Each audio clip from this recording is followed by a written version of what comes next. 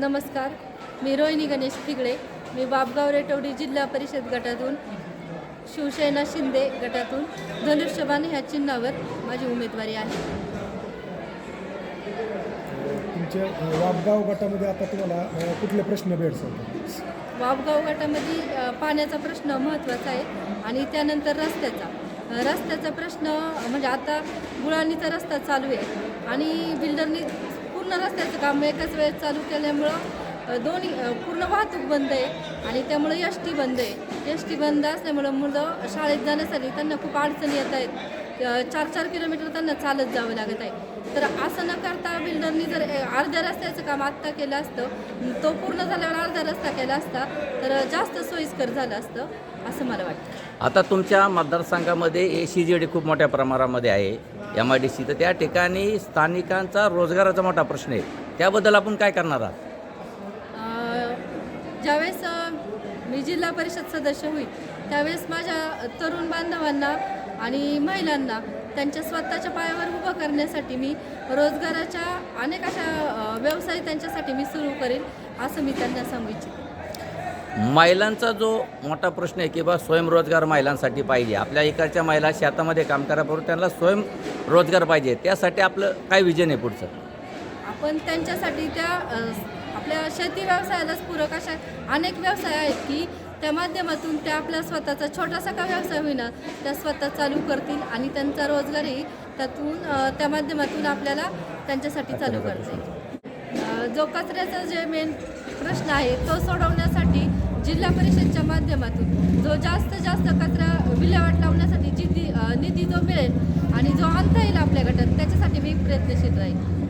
वरती शेतकरी वर्ग आहे, लाईटीचा प्रश्न कायम भेडसावतो, त्यासाठी काय प्रयत्न करतात? मी असे प्रयत्न करेल की दिवसभर लाईट राहिली पाहिजे. जर रात्रीची लाईट असेल तर माझ्या बांधवांना रात्रीचं पाणी धरण्यासाठी शेतात जावं लागतं. जर दिवसा लाईट राहिली तर ते दिवसभर शेतात आपल्या पाणी धरतील. त्याच्यासाठी दिवसा कशी लाईट राहील यासाठी मी प्रयत्नशील राहील. जे आता या बिबट्याचं वावर खूप मोठ्या प्रमाणामध्ये आपल्या इकडं मतदारसंघामध्ये येतं, त्यासाठी काय करणार आपण? मी वन विभागाच्या माध्यमातून आपल्याला जास्तीत जास्त पिंजरे बिबट्या पकडण्यासाठी कसे लावता येईल ठिकठिकाणी ते लावण्याचा प्रयत्न करेल. आता तुम्ही प्रचार दौऱ्यामध्ये खूप आपल्या मतदारसंघामध्ये फिरता, तर तुम्हाला मतदाराकडून काय प्रतिक्रिया येते?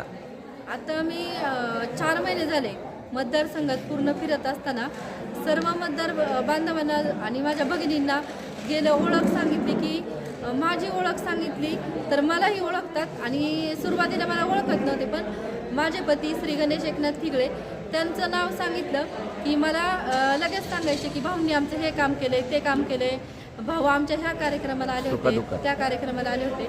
म्हणजे असं एकही मतदारसंघातलं गाव किंवा कानाकोपरा नाही की तिथं आम्ही पोचलो नाही. मी आणि माझे पती दोघंही आमच्या 2 फेऱ्या झाल्यात आणि चांगल्या प्रतिक्रिया आहेत आमच्यासाठी.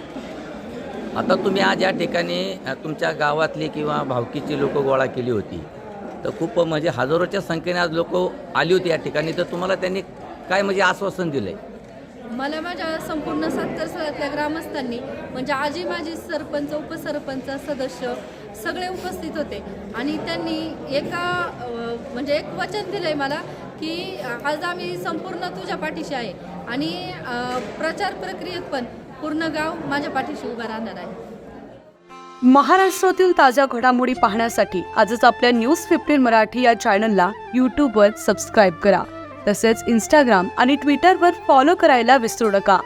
न्यूज 15 मराठी, आवाज जनसामान्यांचा.